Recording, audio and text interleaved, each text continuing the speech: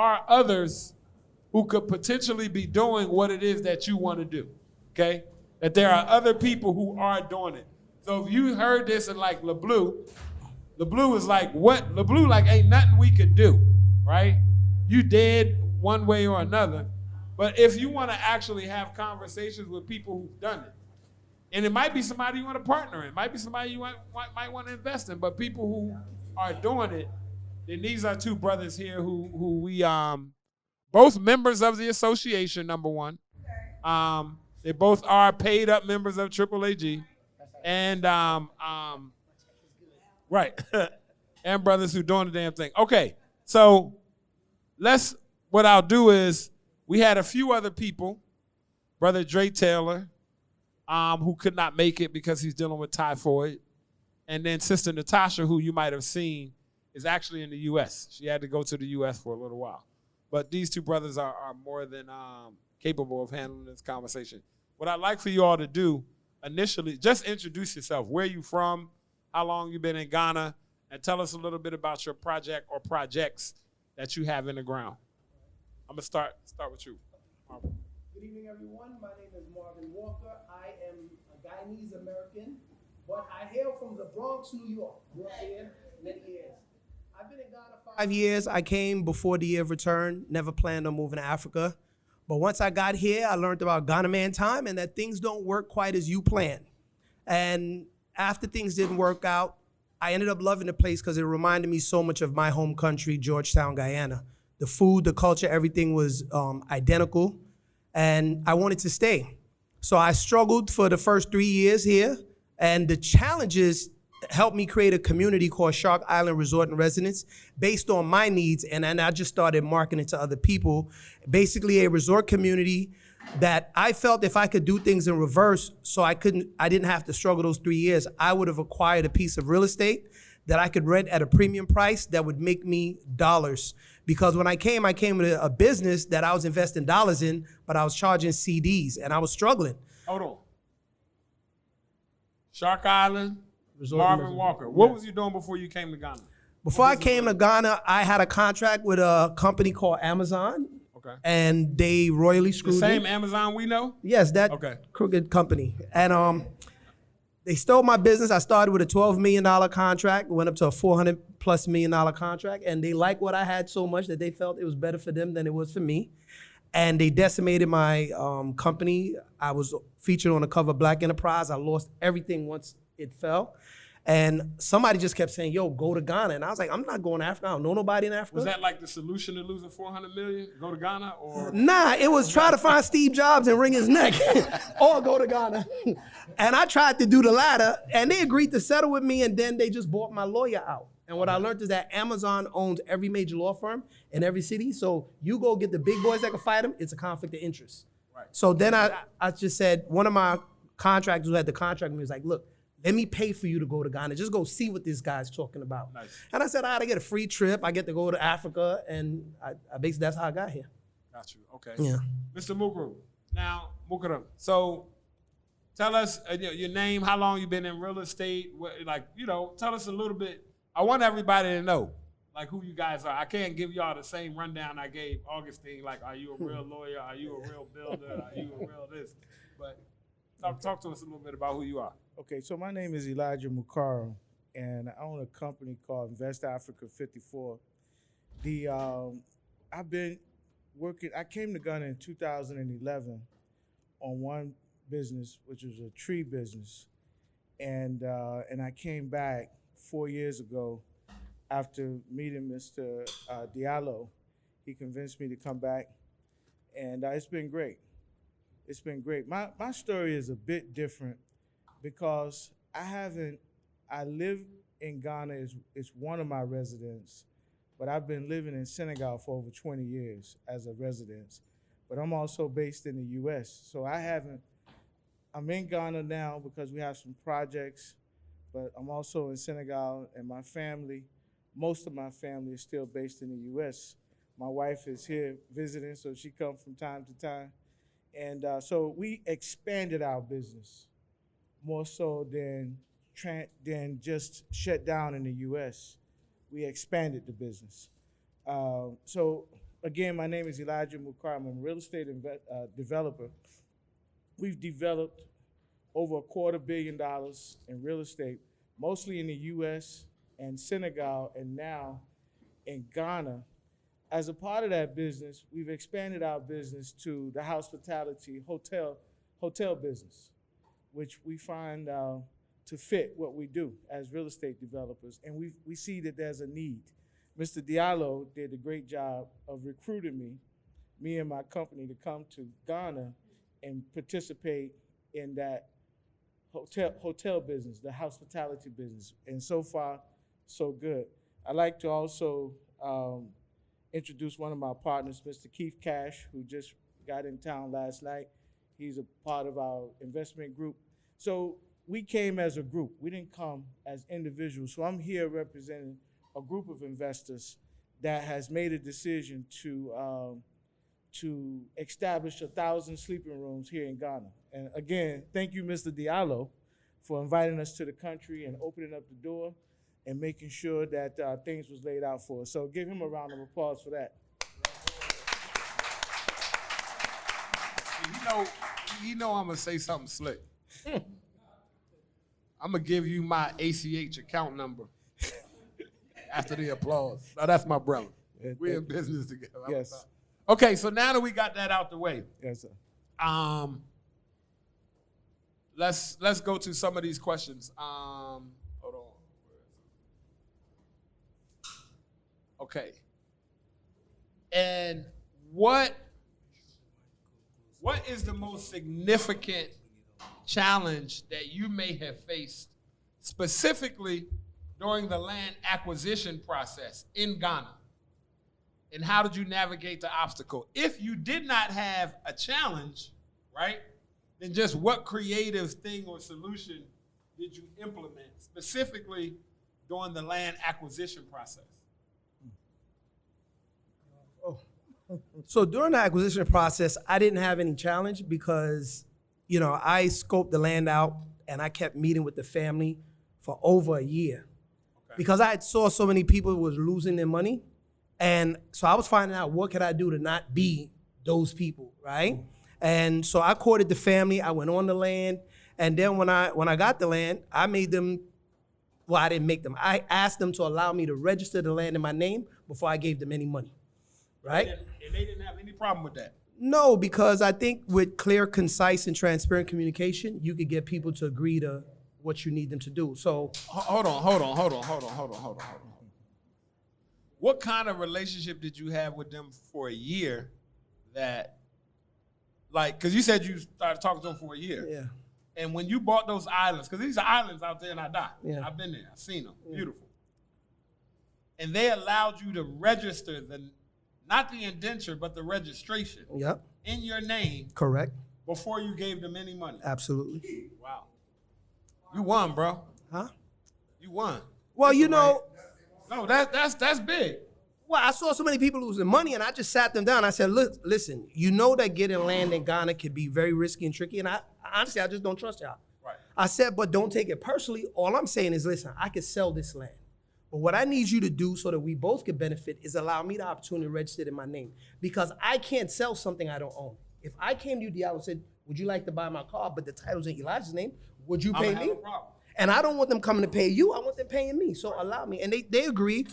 And fortunately enough, it worked out. And my problem didn't start, or my challenges was after acquiring the land. Just different challenges. Like my lawyer would send the money to the seller's lawyers, and then their agent would take the money and I give it to the family. So they were always asking me for money. And I'm like, yo, my lawyer sent it to your lawyer. Go get it from your lawyer. So those are other challenges that happen after the purchase. But as far as the acquisition process, I didn't have any challenges. Okay. Okay.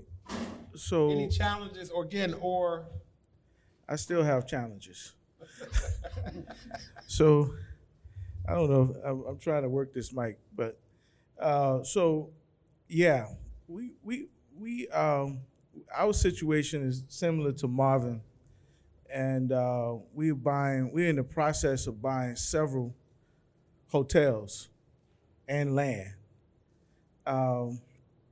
and even after transferring funds, there's still so many obstacles. I mean, I'm just being very frank.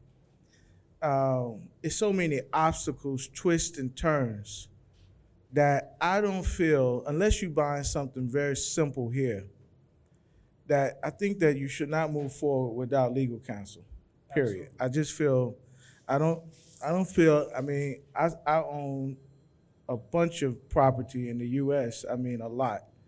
And I never faced these type of challenges.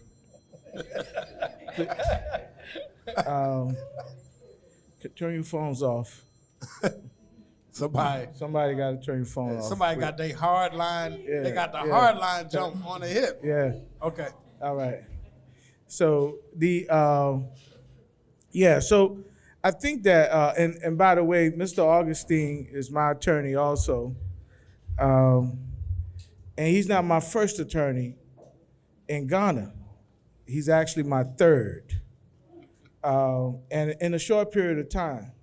And so I've deemed that Mr. Augustine is the best attorney that I've ran into so far. And I think he's my attorney, your attorney. I was going to say that. That was my next one. So. Not by design, it just happened. Yeah. I didn't even know he was Marvin's attorney. Yeah, your Marvin's attorney too. He didn't even tell me. Yeah. That's how he's good. Yeah, Privilege. You know, so I think that it's a real thing here if you're buying a significant piece of property. I highly recommend that you get your attorney up. If you're buying some simple property in the village, I think that is not so necessary.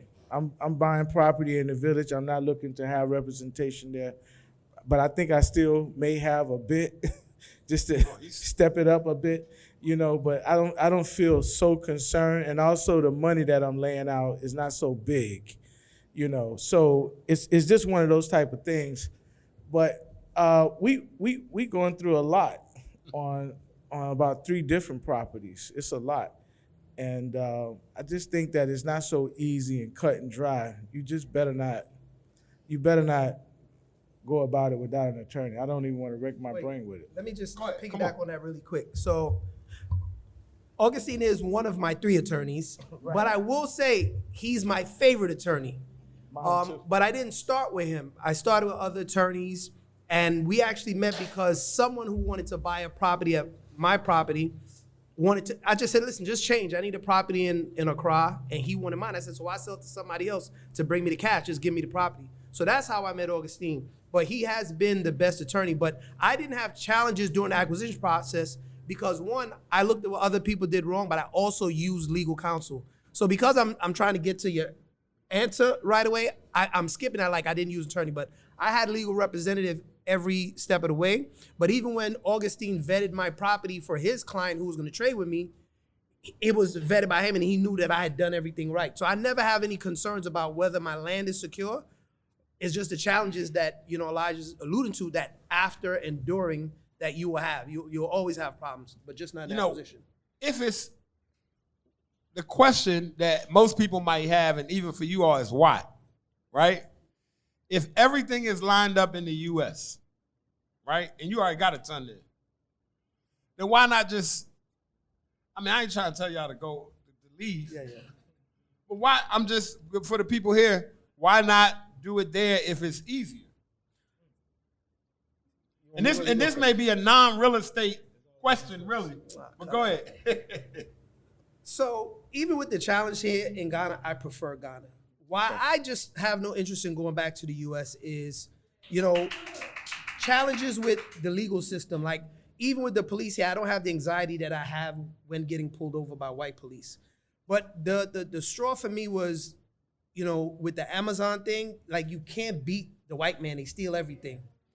And then I had a legal battle with one of my daughters. I went to court. I fought. I did everything right. I won joint custody. I would drive 7 hours from Charlotte to Virginia to meet her. And every time I went to court and I say, yo, this lady's in contempt. She's not letting me see my child. You know, the court never did anything to her. And I'm like, look, I did everything right. I fought for my child. I won custody. When I drive 7 hours to get her, y'all don't let me see her. So it just seemed like there's so many ways that the system is just set up against you that I was like, man, screw this. So when I got here and it felt like home, I said, I'm gonna stay.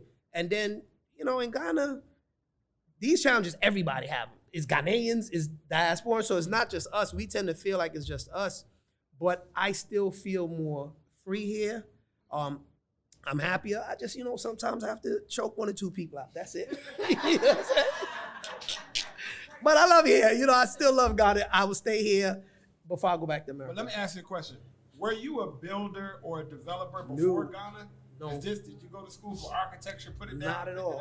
No. So you just became a builder developer here in Ghana. My pivot game is strong, brother. You know what I'm saying? Right. Now, Mr. Elijah, you've been a builder. Yeah, for how many years of over experience? 30 years. 30 years of experience. Yes.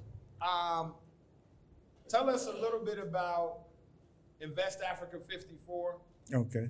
Your company. Tell us what creative spaces. Like, give us an idea.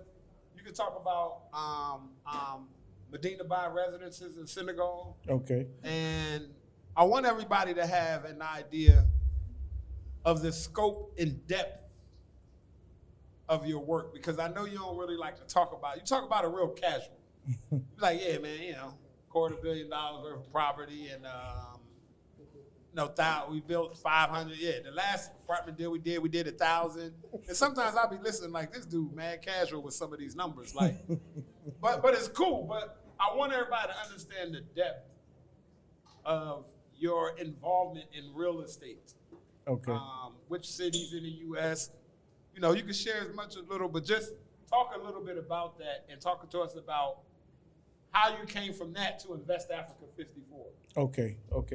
So my story is, again, me and my company, we've done over $250,000 in real estate transactions, and that's in development, not as brokers.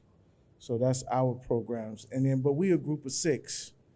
And one of my younger brother, who is actually a mentee of mine, has done more business. So we've been blessed to be together and stay together as a unit, and that has done something for us as a group. And to answer your question, and then to talk a bit more about it, in Senegal, we've done over almost 500 units. So we've developed about 500 units. We built out, we were a part of building out a new city called Bambilor in Senegal. If you know anything about Senegal, it's in an area called Senghor. So we was a part of that development, building those houses, the roads, making sure that infrastructure was in place, working with the government, the financing, the back end, the takeout, which was the people buying the houses, and that type of flow. So we've been a part of all of that. And then you asked the question on why come to Africa? It's a part of our challenge and our journey. As a Black American, African American, you know, we've been blessed. Over 25 years ago, I was introduced to Africa. My mother and father, you know, they talk about Africa, but they had never came at that time. And I was blessed, just so happened to come and visit Africa, and fell in love. Went to Senegal and fell in love with the place, fell in love with the people.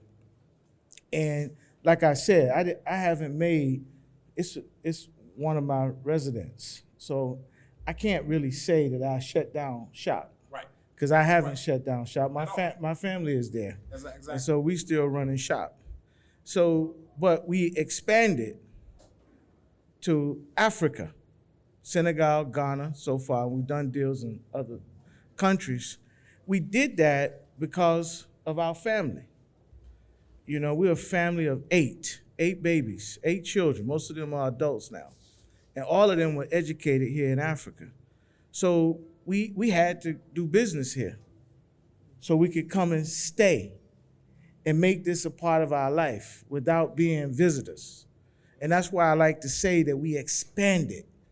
We still strong in America, but we also strong in Africa too.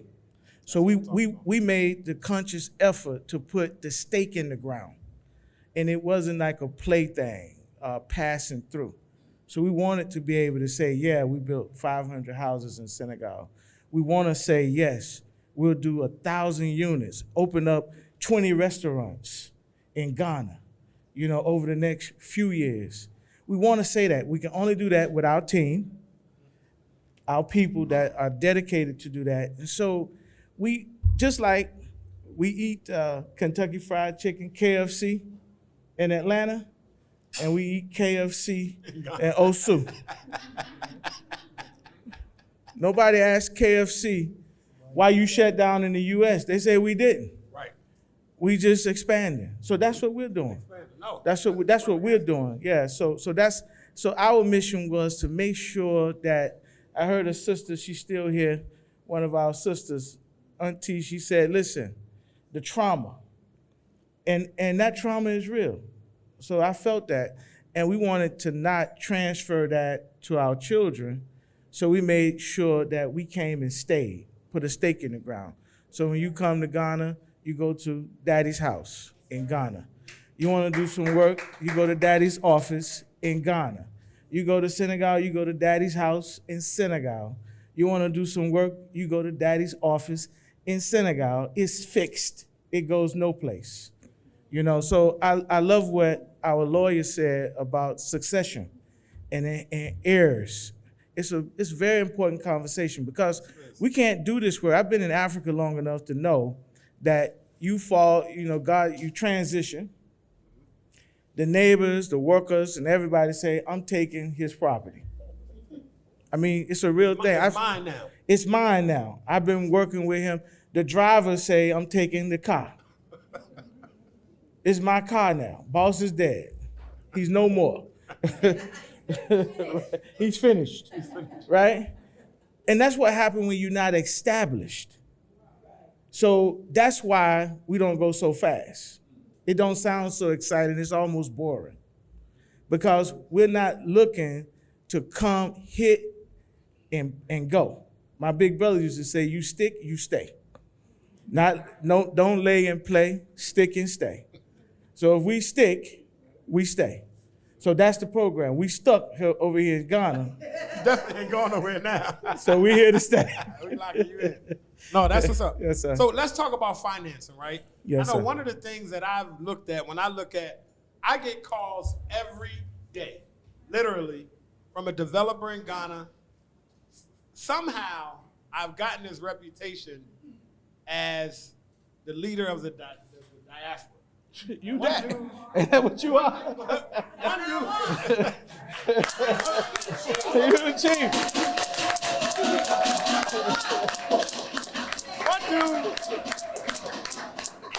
One dude even called me the diaspora. I'm just telling you.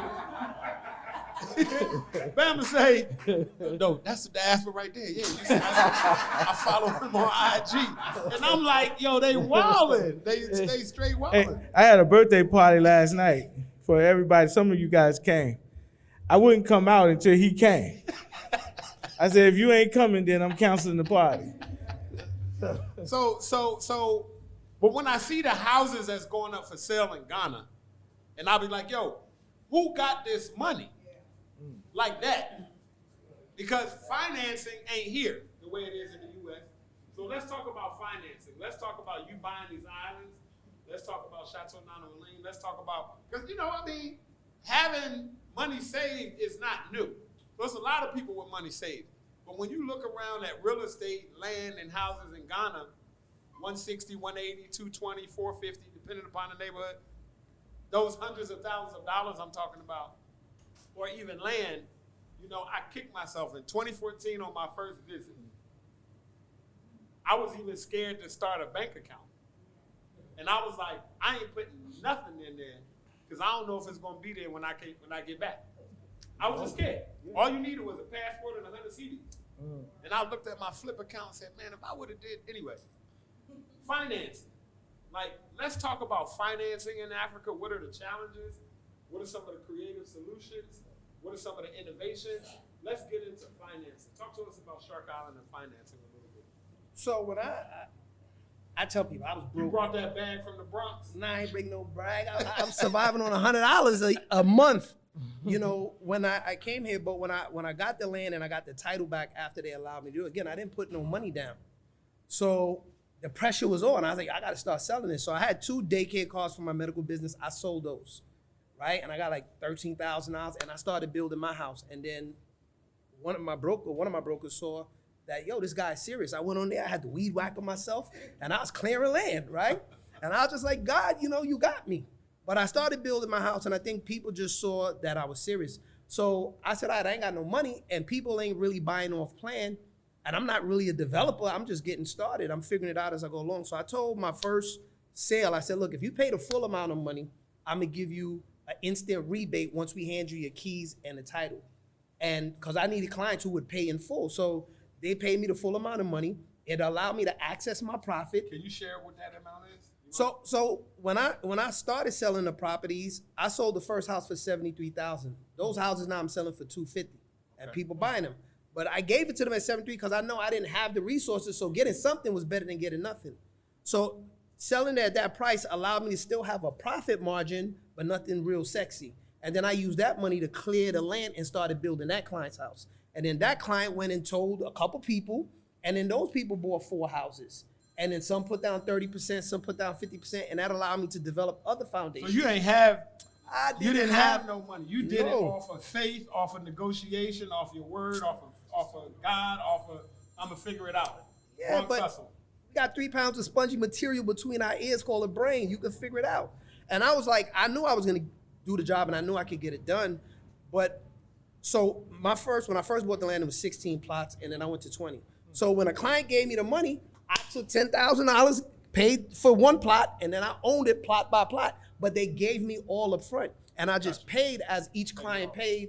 And it's current, and it's all the land is all paid for now. My land is paid for, so I don't have no problem. And so that's how I financed it. And then once I had 4 houses like Monopoly, then I increased the price. So every time I sold 4 houses, I went up on the price. And at different points, I had investors come to me and offer me money. And one investor in particular came, he bought 6 houses. He gave me like $215,000 down, and he was supposed to give me $2 million. He was another Hugh. And of course, he came on the site, started making changes like he already gave me the $2 million, and he did. And I said, look, bro, until that money hit my account, you can't come on site giving orders. So he changed his mind. But what he did was he gave me an interest-free construction loan at $215,000, and I was able to build other houses, and then I marked those prices up, and that's how I got my money, right? And now I got investments from the U.S. Can we call that creative financing? Creative financing, bro. That's creative financing. What I want to hear about is, we talked about creative financing. For those of you who don't know, if you look at the buy in Ghana, there's really, the mortgage market here is crazy. There's not really a solid mortgage market here. Most of us who bought a house in the U.S., maybe you've had to put down 5, 10%, maybe 15, definitely not 20, right? Maybe 3%. You know, you shopping, when we bought our first house, we was shopping with a check. We got approved for the loan, and they was like, oh, your check is, I think it was $190,000, something like that. But we just went shopping.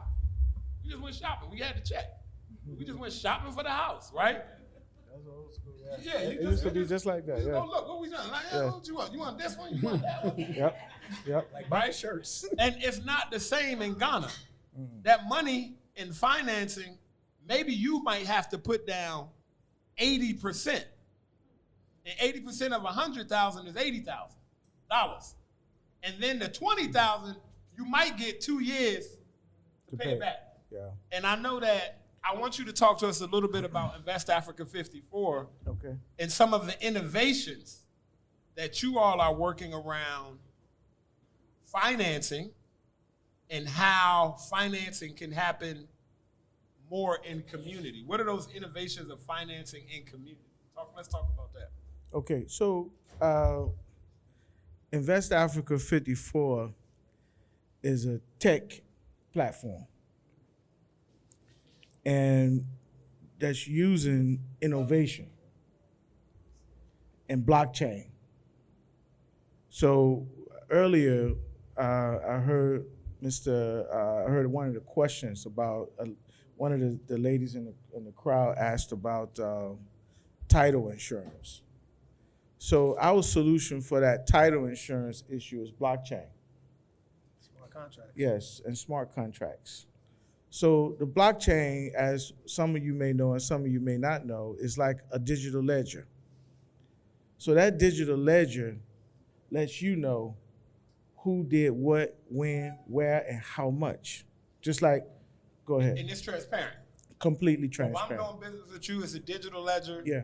Let's say you move something, do something, I can see it on my end anytime I want to see it. It's just like me and your text messages. If I got your phone, I can see what transpired. Okay. And that's what we want. When we talk about Africa and we talk about innovation, we need to get comfortable with blockchain. And it's coming our way. It has to fix. When you look at Ghana, the only fix for this land issue is blockchain. Our lawyer just left, right? I think you know that his money may go. Blockchain gonna fix half of them cases that he got. They go away. Somebody go catch him and tell him we finna tell the secret. We finna give away the secret sauce. So this blockchain is a solution. So what Invest Africa 54 has done is that we're creating technology where we put people like Marvin with investors, but not only big investors. Right now, we're blessed to have 6, 7 big investors who come in and say, okay, we've been running together for so long. This is what we want to do, and there go the money. But how much money? We run out of money. Every time we go broke. When I mean broke, you know what I mean. Like, we don't have enough money to invest to do more projects. So the only solution for that is to raise capital. And raising that capital, Invest Africa 54 wants to go out and offer shares. Right now, shares at $1,000 a share. So at $1,000 a share, each and every one of us could be hoteliers at $1,000 a share. And what the technology does is put right at your fingertips how your share is doing, how your investment is doing, what happened yesterday, what happened the day before yesterday. You understand? How much did they pay Mr. Elijah? He say he's the CEO. How much does he get paid? It's right there. It's no big secrets. 100% transparent. Completely. Something I want to add, I'm going to let you finish, but Mama talked about that trauma. Yeah. And transparency can help is a partial cure to trauma. Yes. Because so many of us are used to just not trusting. Being lied to. Yeah. Been lied to too much. And if you can see it all there, some of that trauma will clear. But go ahead, bro. And that's just it. You hit it right on the head. That transparency gets rid of fraud. Because basically what the attorney was saying is that you got after you have an issue, a land issue, you got 2 situations. Either you going to criminal, where you going to get the police, or if you like Marvin, you gonna go choke somebody out.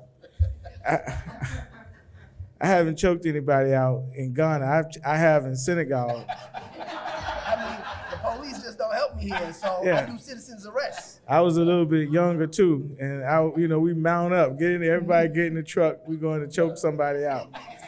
It was a lot of curse words and stuff like that, but I don't want to go there. My blood pressure and stuff, I can't do that. So, not no more. We all learn and grow. Yes, sir. So what happens is that either it's a criminal case or a civil case. And you better pray it's a criminal case because that gets some results a bit faster. When it's a civil case here, we all know that could drag on forever. So you'll lose all your money with lawyers. You just and that's what the criminal wants. He wants you to get frustrated and quit, right? So he frauded you out of your money in a way, right? And then you get frustrated and quit. So the blockchain takes you out of that, takes you out of that fraud, takes you out of that trickery about, who is the leaseholder and who's the head leaseholder. All that information will be on chain. So that's the future, but that's not just the future. That's right now. So that's what IA-54 is doing, is bringing that technology right now. Perfect. And along with smart contracts, it's one of the tools. Smart contract is one of the tools that are used. So as you know, I've become one of your new, it's hard for me, Diallo Sumbry, for me to call you my mentor, it ain't easy.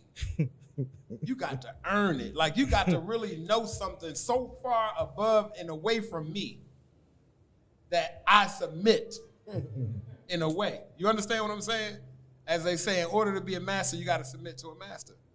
And you didn't ask me to be your mentee, but I've seen what you've done. I've sat in meetings.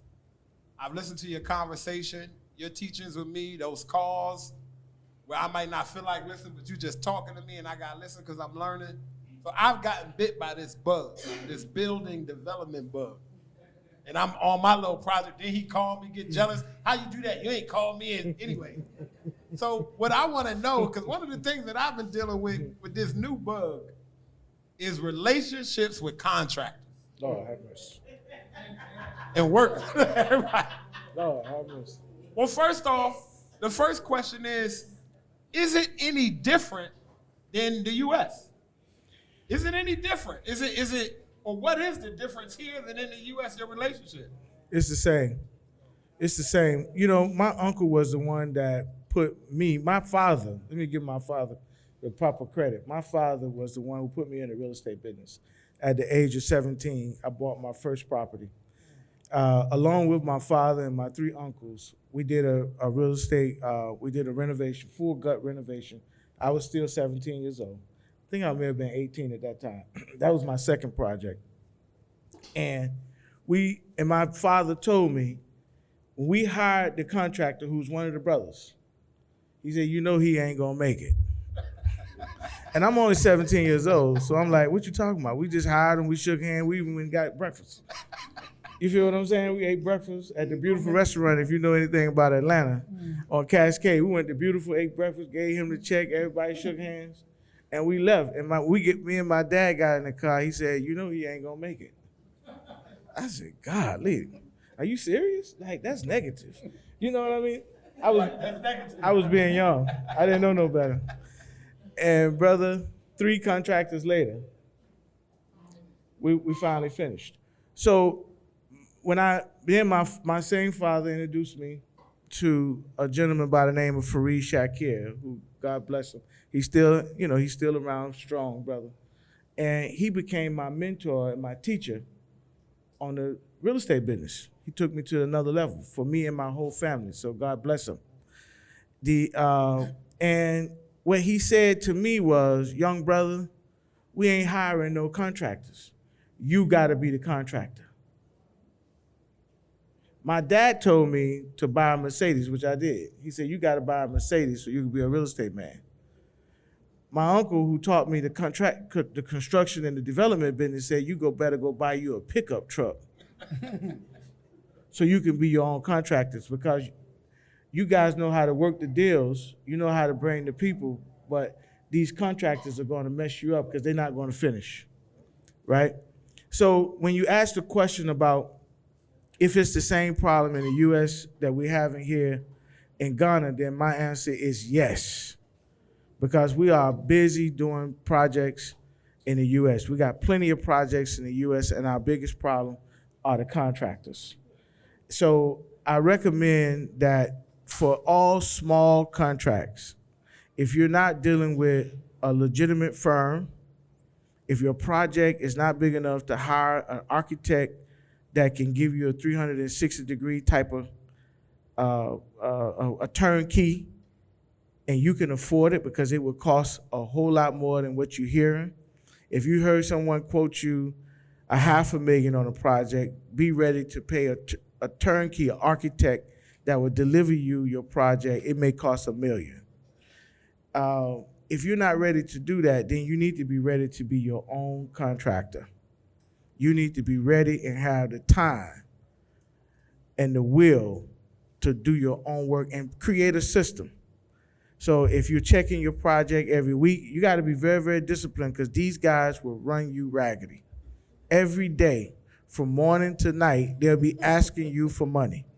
Here is Momo, cash. They'll take it any kind of way you got it. I'm just trying to tell you, they joker might have a POS system because they doing pretty good. Okay, they're not doing bad. So, my only suggestion for people who want to do construction, I think all of you all have done some construction here, is that you be ready to do your own stuff. You use the guys, but be ready to oversee them in a real strong way.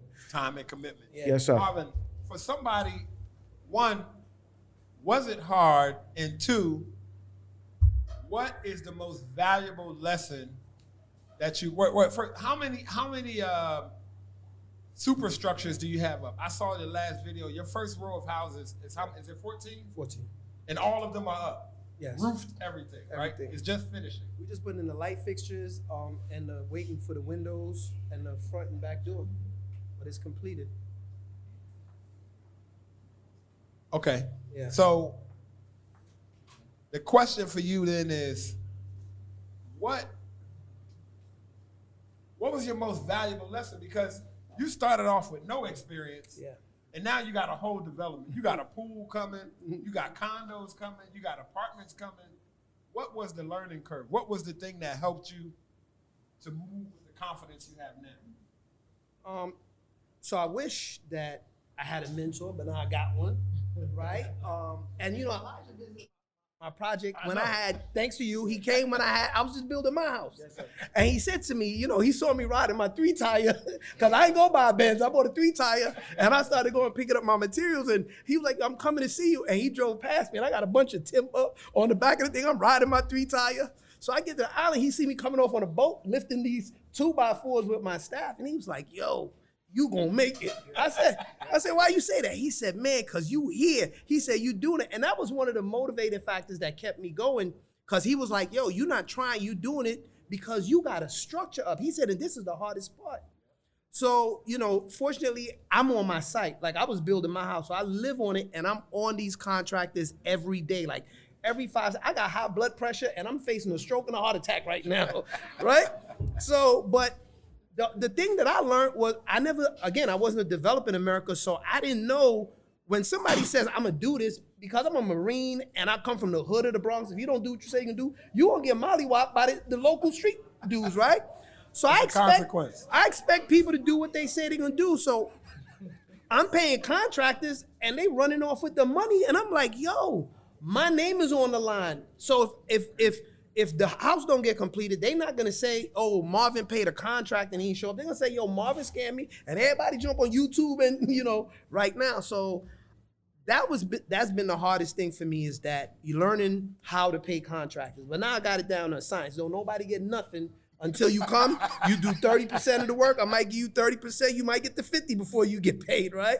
But now they got to do the work before they get it. And we've been fortunate enough to sell 42 homes. 18 of which have not, thank you. Right now I got 100% client satisfaction, so I'm grateful for that too, but it's because, like he said, I'm on site. I wake up and I see the staff coming and I'm walking out looking at everything. And you have to do that because so many of us are getting scammed of our money. There's a sister, she paid a dude, he built the house, registered in his name and threatened. I said, if I knew, you should have called me. I'd have came and mollywopped him. Cause she's hold on.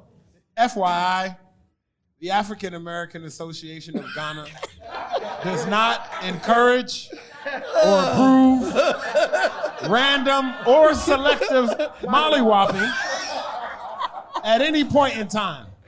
For the record. Go ahead, my brother. Yes.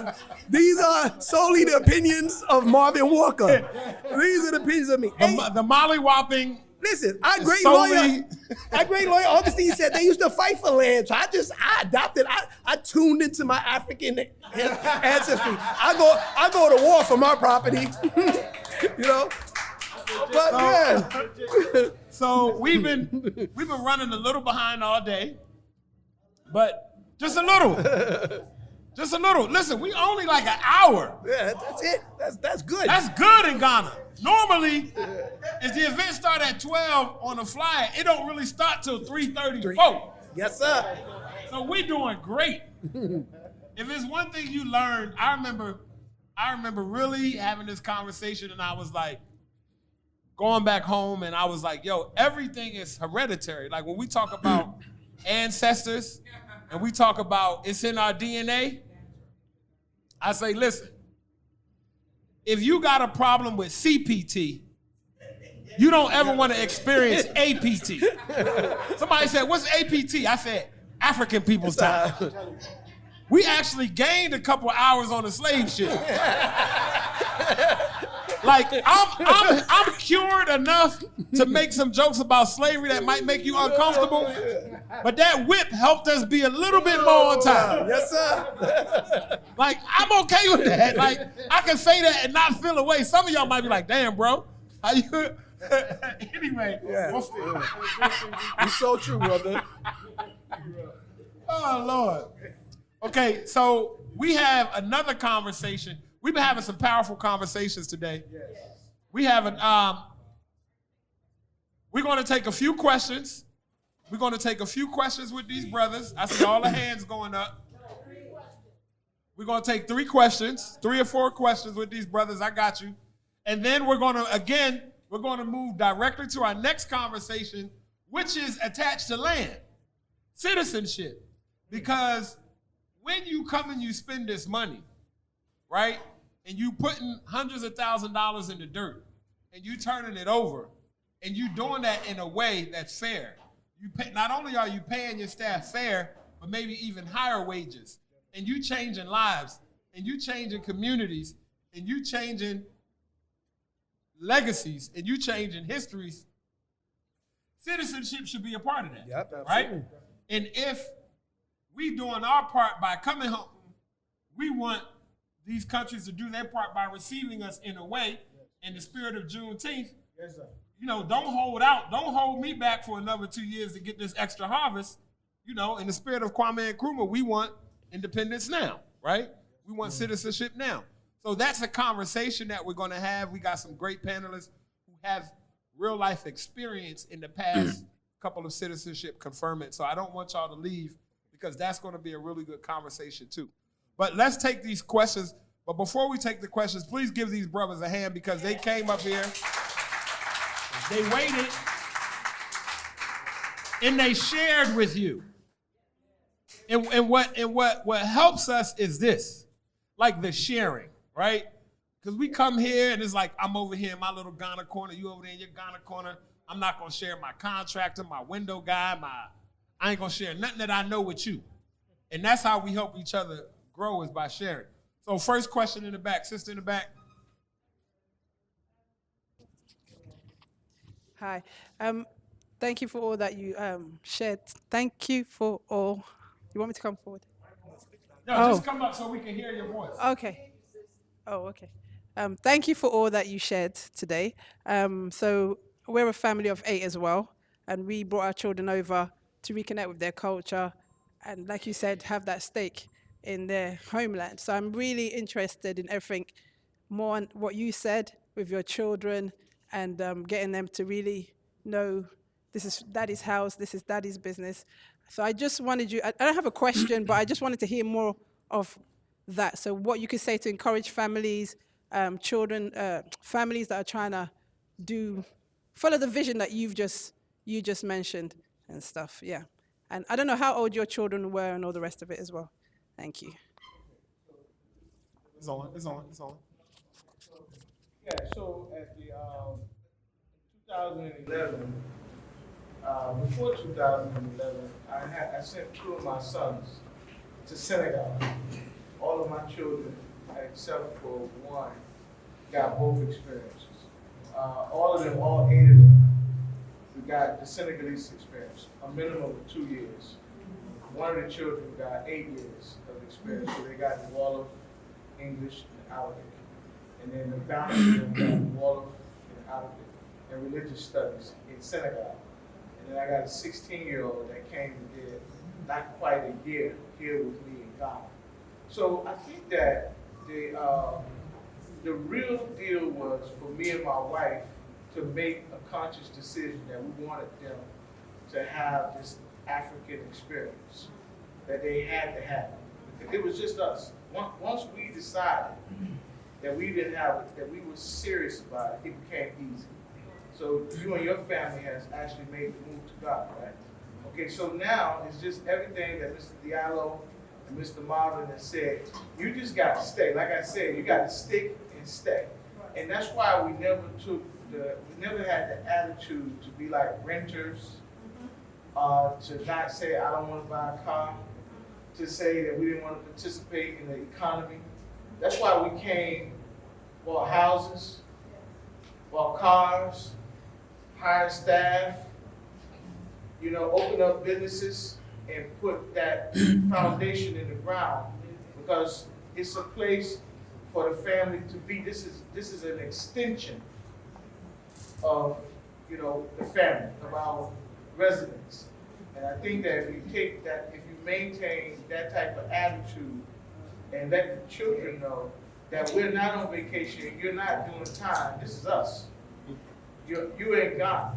You're gonna be here in Africa. So you better learn to treat. You better understand what's going on. And because this is where you're gonna be, I'm not taking you anywhere else. So my children were starting to think that I just need to do my 2 years, and then I can go back to America. And unfortunately, that became a thing too. So just to be honest with you, because of that extension thing, they always had a U.S. to go back to. Like I said, as we got better at it, they stayed long. So the younger ones stayed for 8 years. You know what I mean? Just to let it be understood, you got nowhere to go. So I think if you maintain that attitude, then the children are fine. They follow suit. So yeah, and that's why I stay. That's why I stay in Africa. So that they started from 35, right? Go down to 2. Yeah. So we still doing this thing. Yeah, we still have it. Yeah. Brother Cash. Hold on a minute. Your wife got some questions. I know, but I'm coming back. She the last one. Oh, Because I already know how she gonna come with it. I already know how she gonna come with it. Mine is not a question. It's a comment. I don't think this is on. No, it's for the camera. Oh, say less. Okay. It was furry. So mine's is a statement. I've heard a couple things today, powerful. Today is a Juneteenth celebration. We all know the story of Juneteenth. So 2 years, right? We was free for 2 years, feeling defeated. And then we show up and they say, what you mean? We free, right? But we accepted defeat, some people mentally. So I heard a sister say earlier that we have no hope with this land situation, right? Like, what we gonna do, right? It's another family in place. We have a land lease. I've transitioned. My kids are in place, dealing with a whole new regime, a whole new family, etc. We can't accept defeat because things change as you stand fast, as you learn the culture, learn the system, put new things in place to influence and to inspire what you desire, right? So at no point in any conversation can we just say, this is what it is, this is what it's always gonna be, and we have no hope. Because situations like this forms experience, lessons learned. Like we say all the time, without lessons, there are no what? Blessings. So not to be too wordy, I want us to make sure we understand that the change is in this room. And if we continue to do what we need to do, if we continue to be respectful of the culture we're in, learn the culture we're in, but then also inspire the change that we desire, some of the things that we're talking about now in 5 years and 10 years will begin to change, and we will see the difference moving forward. Absolutely. Listen, can I say something really quick to piggyback on what the sister asked Elijah, and also to the men here. You know, when we talk about why me personally I won't go back to America, I wanted to make it here. When it got tough, I said I got to make it. And the thing that I'm most proud of, I don't do it for, I be trending all over the internet and I just be telling my story. But the biggest thing that recently happened, it was two of my kids' mothers that would not let me speak to my daughters. And I would just be online talking about, look, I built this for my kids. So my lawyer helped me build a trust. All of my assets is in the trust. It's deeded to my children. I'm here working for my kids. And I'm just working. I got my head down. I'm on the ground. And one thing that recently happened, I did an interview with Passport Heavy. And unbeknownst to me, I'm old, but I'm ignorant. I'm thinking that YouTube, only people in Africa is seeing what we doing in Africa, right? So I thought it was YouTube Africa. yeah. Listen, I just thought the algorithm was just showing people that interested in Africa. But, one of my daughter's mothers reached out to me. And she was like, yo, this is so-and-so. I wanted to talk to you and wanted to know, would you be willing to have a conversation in regards to our daughter? She has questions for you. And I said, absolutely. So she reached out to me and we've been speaking every day since then. But From the work you're doing. But it was them seeing the videos and hearing that what I'm doing and I'm building for my kids. And she, in addition, had a near-death experience. And she was like, if I would have died, your daughter wouldn't know you. But not only did she buy a house in Shark Island, not only is she moving to Ghana so that, coming to visit, but she bought a rental property. I get to talk to my 8-year-old daughter that I haven't spoken to in 5 years, every day. But the thing that I'm most excited about, and I want to be the inspiration for the men in the room in particular, is that I was able to secure my children's future rate. They have 50 revenue streams just on phase 1 of Shark Island. And for them to hear that, she told me my mother's was the one who sent them my first video. Then, she was like, I told her my plan. I said, listen, we have a hotel. I need to buy napkins, pillowcases, sheets, towels. I want to set up a company in the kids' name that sell that to the hotel. Why buy it from somebody else? And in just this last 2 months we've been talking, we set up 4 companies in the U.S. in our children's name. She took a HELOC against her house to get us a line of credit to build, finish the property and create these companies for all of my children, not just the one I have with her, but my other 3 children that are not with her, right? And that's what if you are committed to, going through the challenges. So this is a benefit that came out of all these challenges. If I wasn't on YouTube talking about the frustrations and the opportunities, they would have never seen it. So go through it, stick with it, like my brother said. What's that the phrase you said? The lessons bring about the blessings. The lessons bring out the blessings, but stick it and Stick and stay. Stick and stay. Stick and stay. And that stick and stay is what got me to now rekindle with one of my children. There's only one that I don't speak to, but that's coming. And that's what you guys could do, Come next. as well. Beautiful. Okay, LeBlue, I know you got your hand up, but we got another question that was ahead of you. Go ahead, LeBlue.